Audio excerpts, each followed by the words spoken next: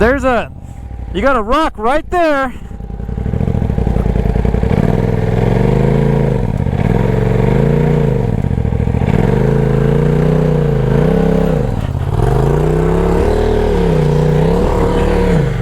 You're good. If you get traction, you're good. It's at a pretty good vibe. You have to bump it. There you go, there you go.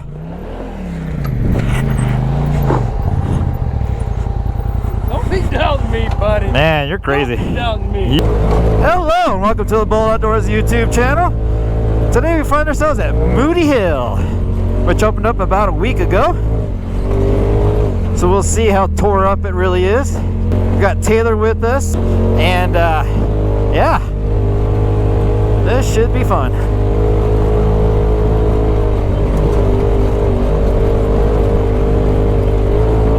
This will be kind of a throwback and old school video. Just the single camera today.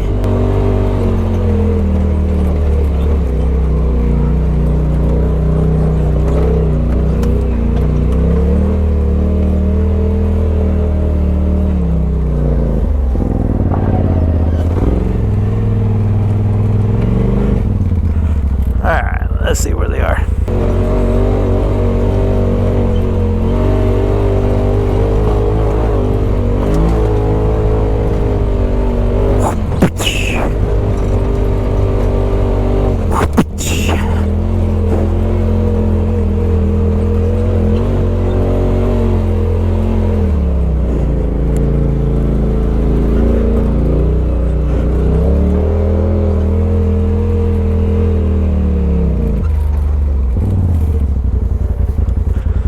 One of those trails that changes with the conditions. I may have mentioned it a time or two that Moody Hill is the closest trail to Fort Collins, which is the largest city in northern Colorado. So it makes it a good trail to do like after work, like today. This is hump day, so hit up the trail right after work, and it's a decent trail too if you're ever doing like tuning.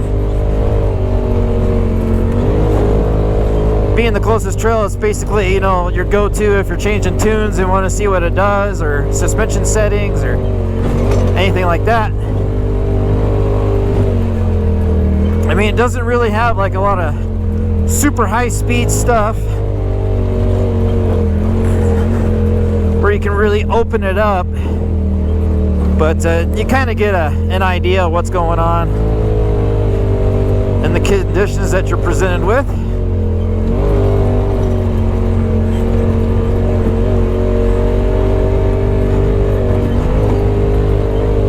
Coming up, there's a couple things I would like to take care of. One of them is an updated video on what cameras I use. Despite what I said today that I'm only using one camera, there are times that I've had 4 cameras going. 3 here on this machine, and then 1 on Taylor's helmet. Another video I'd like to do is a 4,000 mile review. I kind of burned past that, so might as well catch up on that. I think that one mainly be more about like maybe maintenance and like parts and stuff like that. I think I'll address the, you know, stuff like that. And then coming up here, do a 1,000 mile review of the Maxxis Rampages. Badass tires, man.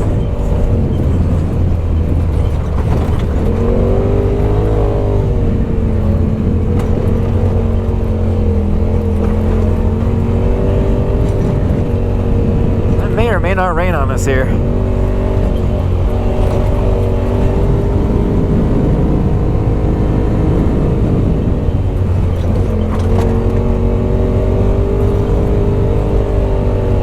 So as I said, this trail opened last Friday, and I believe a 4x4 off-road club came through on Sunday, so we should be clear on trees.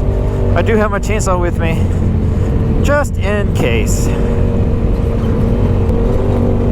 Oh, hello, moose. That's kind of a youngster.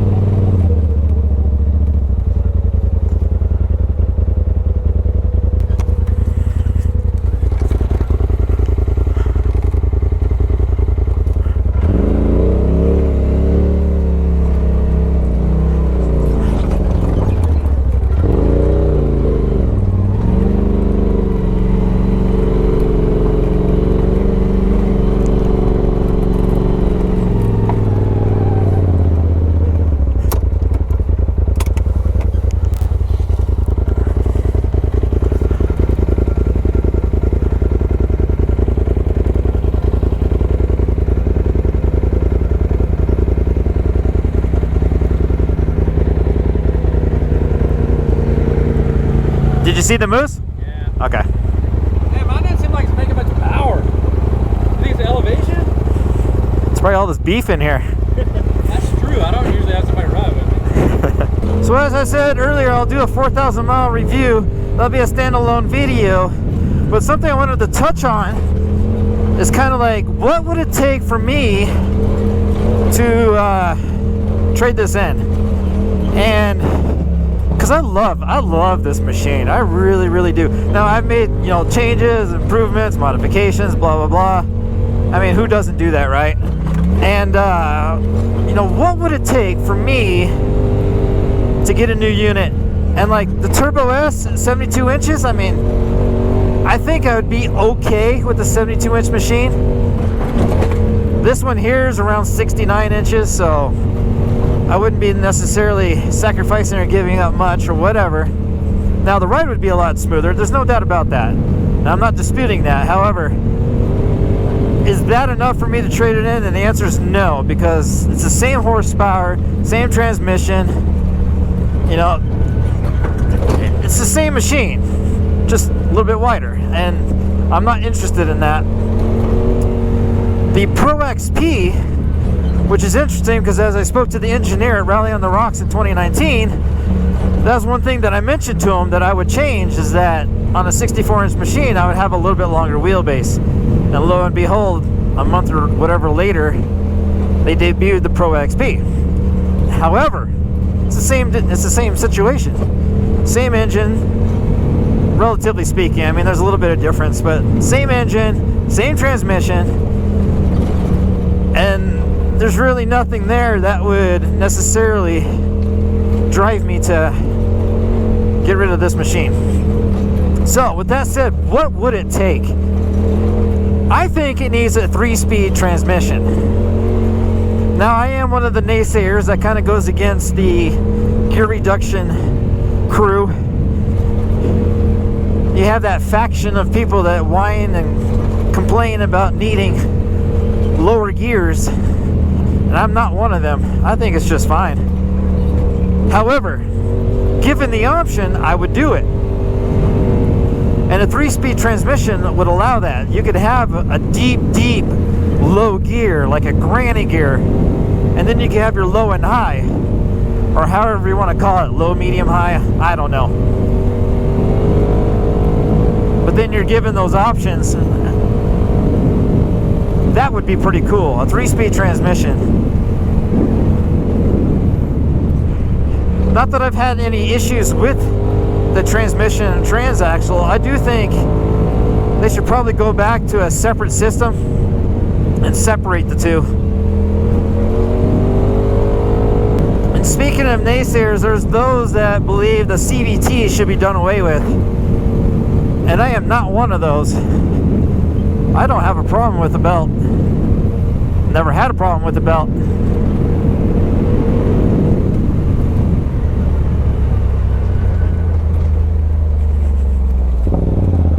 But I realize there's a lot of individuals that have had issues with belts and kind of look forward to some sort of transmission, like maybe the Honda Talon or something, that does away with the belt. But as I said, I am not one of those individuals.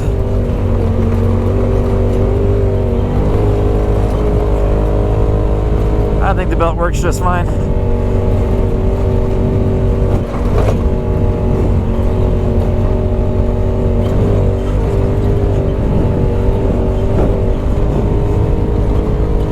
So on the drawing board, I think I would go with a 3-speed transmission, separate transfer case, CVT. I would go with a factory, let's say 68-inch machine. So bigger than 64, smaller than 72. Which means in reality, a factory 68 would in reality probably be a 70-inch machine. And then I necessarily wouldn't go for all the bells and whistles like Dynamix or anything like that, or Ride Command. I would go with a Walker Evans.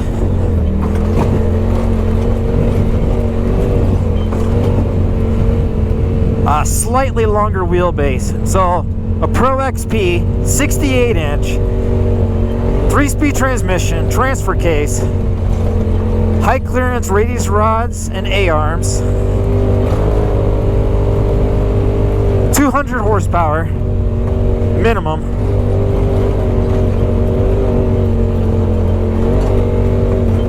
So with that said, like all day long, I'm a Polaris fanboy. No doubt about it. I don't even consider Can-Am. I like the looks of Can-Am. They're a cool looking machine, but I don't care for really anything else about them. However, I do like the Kawasaki. Kawasaki is a cool machine, but no power. That's a big ass machine with no power. It has a neat clutch setup. With that said, I'm not sure if that's something that Polaris should adopt. I'm not sure how well that'll hold up to, 200 plus horsepower. But having a belt with constant tension with a slipper clutch isn't a bad idea.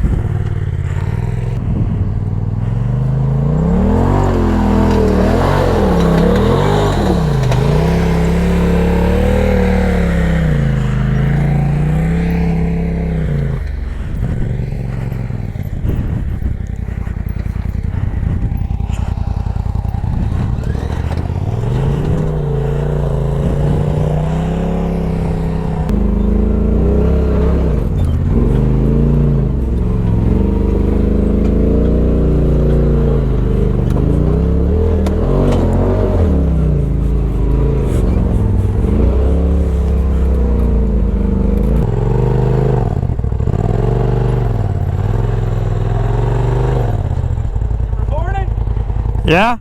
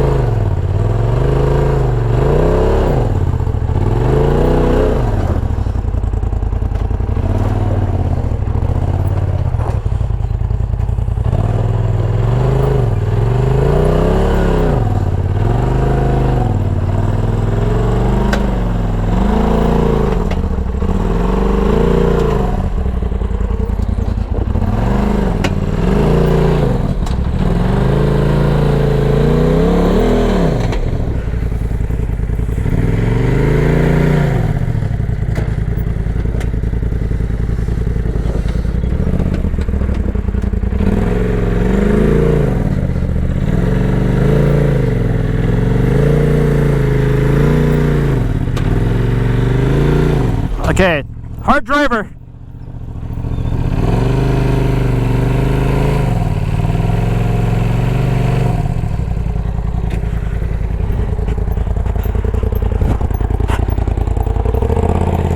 Stand on it or something? You got a rock right there.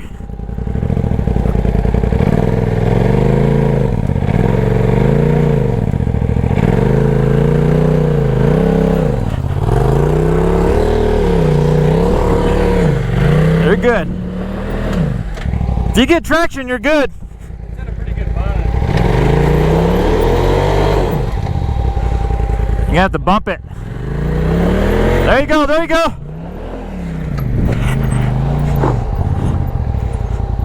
Don't be doubting me, buddy. Man, you're crazy. Don't be doubting me. You are crazy. Let her cool down for a little bit. I didn't get scared, but I did think it was gonna flip for a second. Nah, no. Recording that? Because the whole thing is your tire's up against here. So it's trying to climb and it was pitching you, but as soon as you got up and over this, you're fine. You were recording it? Yeah? What's this called? That doesn't have a name. So now it's Taylor's vagina. Damn, I stood all that black? Yeah. I didn't even have that low of tire pressure. Oh my God, you and PSI. What do you think that's gonna say? Be like, where'd you find this guy? Alright. Woo! Tell me you're not gonna buy BFGs next time. No.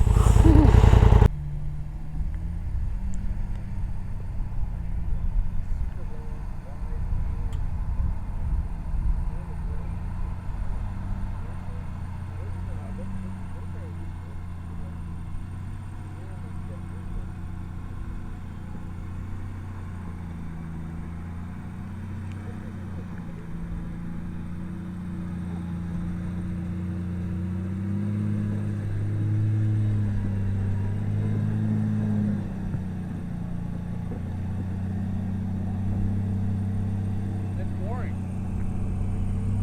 Super easy.